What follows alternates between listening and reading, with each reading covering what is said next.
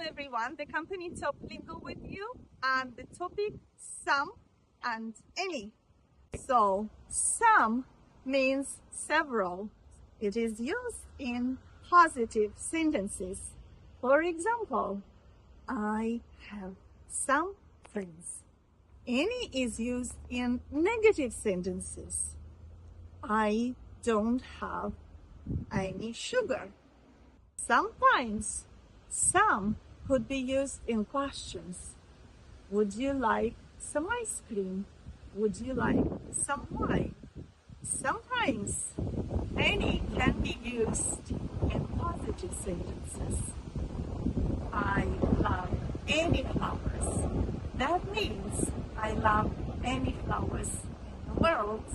Have a nice day. TopLingo with you. Please subscribe if you like the video.